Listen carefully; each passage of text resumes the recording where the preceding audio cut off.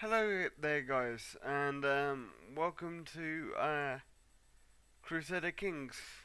And you probably realise that I am actually narrating this episode. That is because I completely forgot about checking my levels.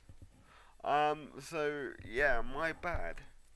So at this point, poor bro, poor old Bo here is fairly old. He's around 53, I think that is, and he has no son. And sons are very important in this game because essentially they carry on your dynasty, and we've only got daughters. So as you can see at this point, I'm actually trying to figure out how best to get a son and continue our dynasty. Um, and the way I thought of doing it was to basically start essentially what is a harem. Uh, I decided to bring in some concubines, as you can see here, and try and get my mistresses pregnant because we are pagan and therefore we can do that.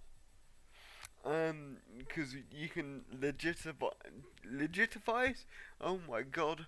Legitimize the children when they are born. So that's what I try to do. As for our financial situation, if you can see the uh, little gold with the red arrow, that means I'm in a state of deficit. Um, and basically that means I'm in debt, obviously. Um, that was because of our war with uh, the king, or I should say, the future king of Norway. I actually forgot the duchy his main title is, but he will eventually become the king of Norway. So we'll call him the king of Norway for now. And he is King Harold, I think. Um, so yes, that's kind of bad because we kind of left ourselves in an awkward situation whereby we can't really upgrade our sort of castle keeps, and therefore we can't defend ourselves adequately enough because we can't get enough men in, and yada yada yada.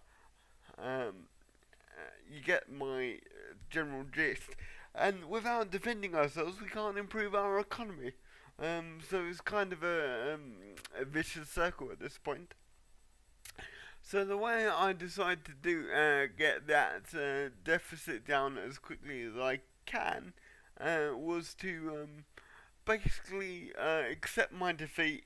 I knew that I was defeated. There was no way I could possibly win against such a strong character.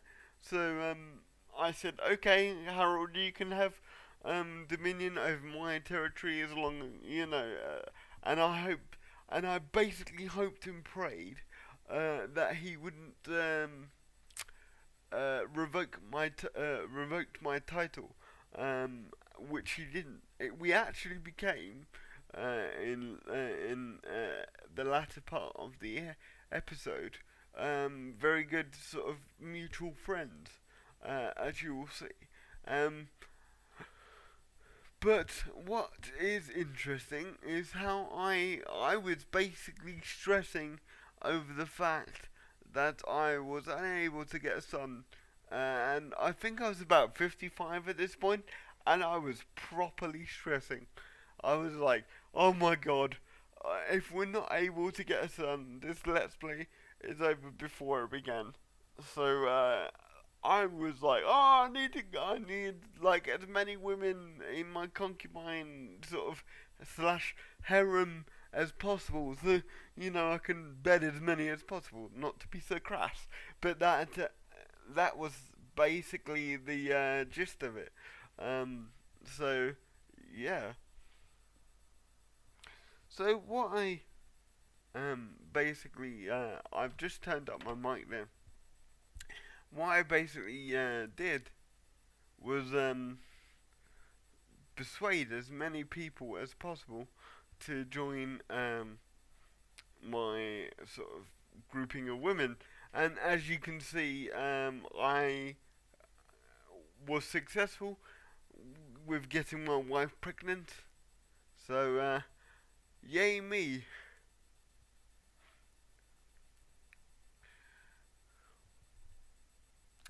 And also, uh, as you can see, I was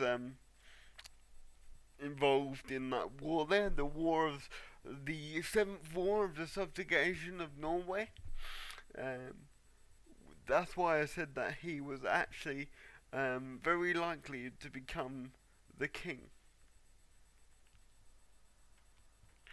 And I was just turning down the volume slightly there because I realised that it was far too loud, and therefore it was unplayable essentially. Or unwatchable, I should say. So yes, and essentially at this point, guys, it's a waiting game. Uh, and I hate waiting because I was basically saying, I hope it's a son. I really hope it's a son, and I was like trying to figure out what to do if it wasn't. You know, um, because I have a very sort of bad luck when it comes to making children, and also, them being females. As you can see, I managed to get a son, so therefore I was jumping for joy at this point and was like, holy yes, yes, this is brilliant. I managed to fulfill my ambition, and that's the name of him. I actually can't remember what it was at this point. I think it was Caterham or whatever it is. You'll be able to see, and I will be able to tell you in the next episode because this screen that I have here, it's not up to snuff when it comes to the resolution. That comes later when I encode it and whatnot. So unfortunately, I've got a bit of a poor screen to work with. But enough of the technical issues. Um, as you can see here, I managed to pee off my wife for some reason, even though we managed to have a son. Um, but there you go. And again, King Harold here is like, "Oh, can you please join me?" In the I believe it was eighth war of the subjugation of Norway at that point. So there was a lot of wars in this episode, and I should mention at this point, my next ambition really was to take the outer island of the Orkney Islands to basically firm up my grasp of the island chain, and basically try and become the Duke of Orkney. Um, so that was the plan for the rest of the episode. I was talking through the possibilities of how I'm going to do that. So I'm basically my strategy was to try and fabricate a claim on the islands, which I have managed to do at this point, I think, and I was either going to assassinate him and try and marry one of my daughters to like a lesser son, but I noticed, I believe, that he didn't have a second son, so I couldn't marry him. I could I couldn't marry one of my daughters off to him. Um, so then became like Plan B basically. and plan B was to recruit as many men as possible, as you can see here, and just invade it um, at this point. And I'm just checking up on the state of the military. At that point, I had 318 men, and a possibility of another 30, 30 or 40 men joining us. So let's say about 350. Just round it up, like you know. And yeah, that was the general plan of the sort of next couple of years or so. Just build up as many troops as I could, and as you can see, I was dragged into another war. No, no, no. This is actually an invitation to vote on a particular law, and I believe it was medium tribal organization, which I duly accepted to keep on the good side of my new liege, my new overlord. Which I'm gonna try and gain as much territory without drawing the attention of said overlord, and I'm gonna say to him, like, when I feel that I've got enough power and he's drawn into another pointless conflict, I'm going to take advantage and say, "Hey, King, screw you," basically. So what I'm doing here, I'm basically checking what sort of facilities that we have in our territory, and I was also going over the different stages of development in this game, which I'll take you through now. So what they are is tribalism, which is what we're in now, feudalism. That is the two main um, organizational structures that we have in this game.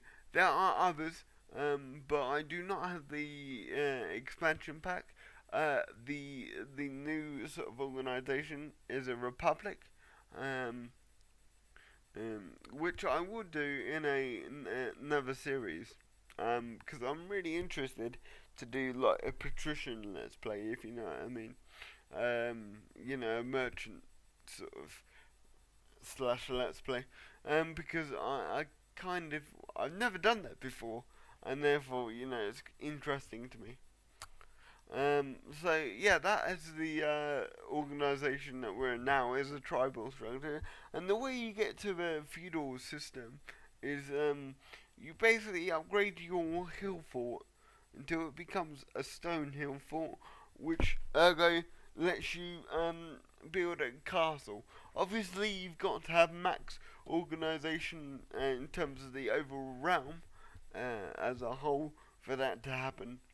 Um, which will eventually come, of course.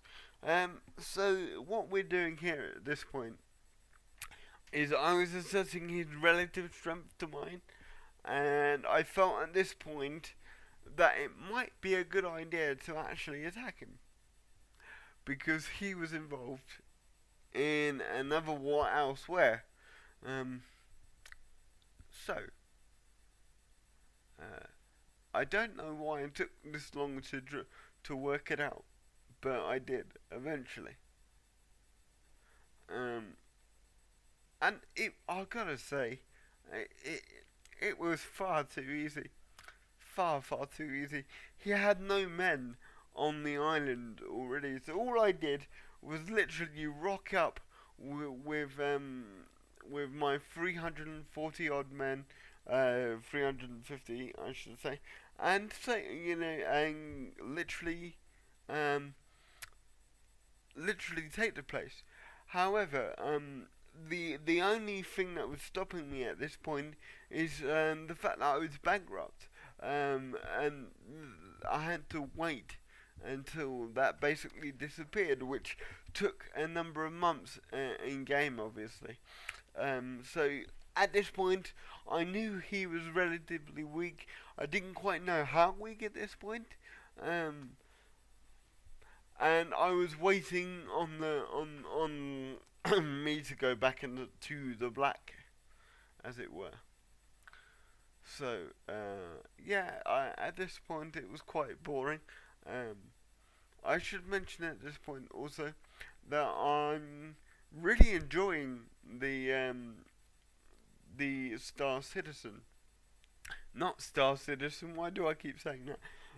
The Galactic Civilization 3 game. I think it's a really nice and really well put together game. Obviously, I am playing on beginner, so it's going to be relatively easier. I should have really put it on normal because I think it's going to be a bit too easy um, in the long term. But we'll see. We'll see. I hope you guys are enjoying. Um, And what you're seeing at this point is that I sent my spy master to go and do some dirty deeds on on that guy's territory, and she was actually assassinated as a result. So I was at that point unmarried, and I could have decided to remarry, and you know, get a young virile wife to try and shore up my family line. But I decided against it principally because, you know, he's old at this point. He's about 56, 57, and he's not going to live very much longer. Um, so, you know, I felt it pointless, really, uh, at this point. And I'm just checking up on the succession law of the kingdom that we're involved with at this point.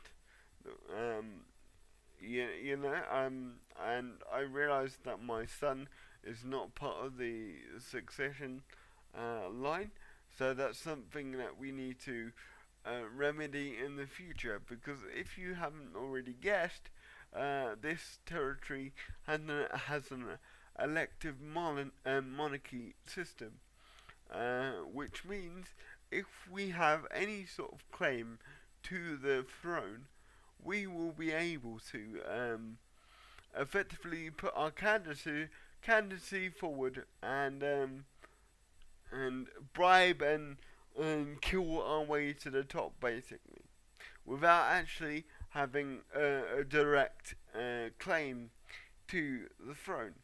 As long as there's a weak blood tie there, it doesn't matter, because you can get the other nobles on board, either through sending them gifts, effectively bribes, or killing the guys who have got more votes than you, which is something I'm definitely going to do in the future if I get the opportunity. So at this point, I realise that he has, or I'm now out of debt, and I decided to go to war. At this point, I was kind of concerned that I was going to lose it because I felt I didn't have enough men, as I've already said.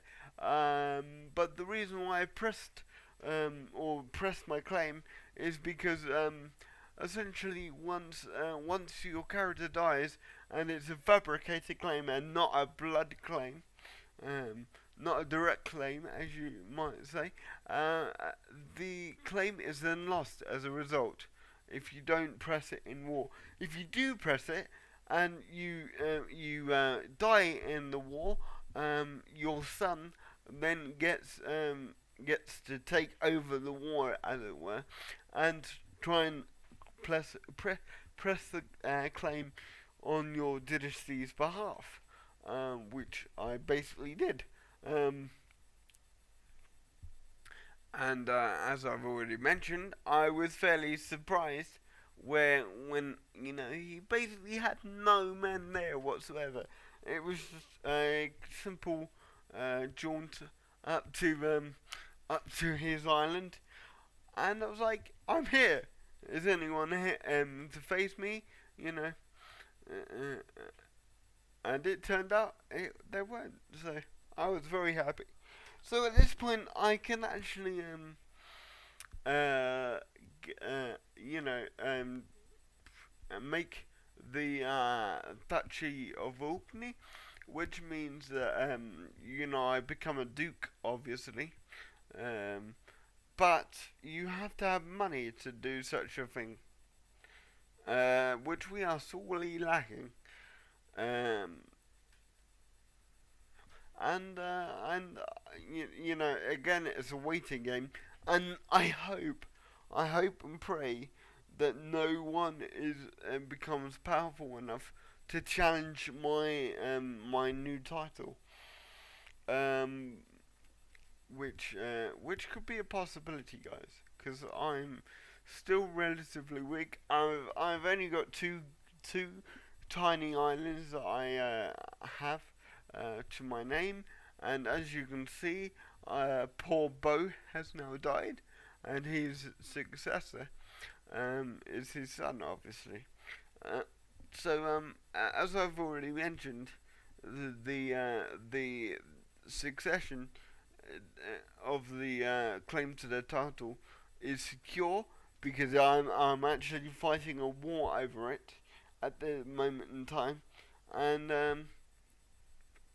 my son is able to continue pressing the claim. At that point, I was so glad that he only had about 300 odd men actually defending the garrison and not actually a standing army. So, yeah, I was pleasantly surprised. And he only actually had the hill fort um, that he could potentially defend, so I was able to take the island with relative ease. So as I said, my next objective is to create the Duchy of Orkney, and thereby becoming a duke, which gives me more prestige and the potential to marry into better families. Um, but principally, I want to marry into my liege's family because he is part of the royal blood line.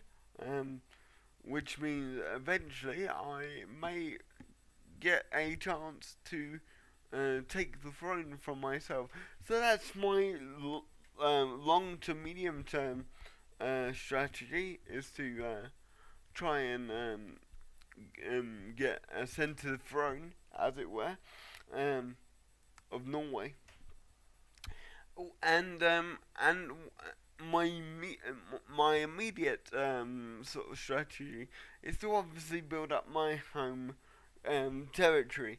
I might actually go into Scotland and try and take the Highlands um, for myself, and I might actually put some seeds in their nobility, as it were, because I believe it's the I can't actually remember the royal house that is uh, controls the throne at this point. Um, but you know, essentially, I'm going to try and infiltrate, as it were, the two houses that are on the throne of Scotland and Norway. Whether it actually works or not is another matter. So, as you can see here, I'm actually educating or trying to find an educator for my daughter.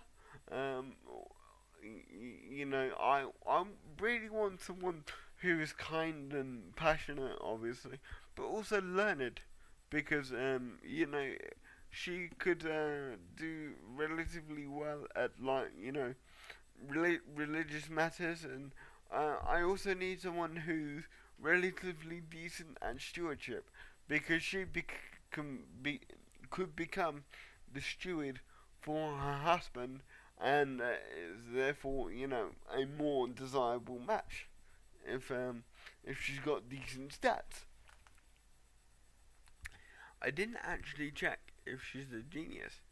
I don't think she is, which is interesting because if you actually remember, our father Bo did have the genius trait, which is in fact inheritable, um, which makes life very very easy because um, they're able to speak their way out of some difficult situations without actually having to uh, potentially face any danger. For example, they could talk their way out of a duel, which is a very, very good thing to do because you've got basically a 50-50 chance of effectively dying. Anyway, guys, this has been Strategical Gamer. I'll see you next time.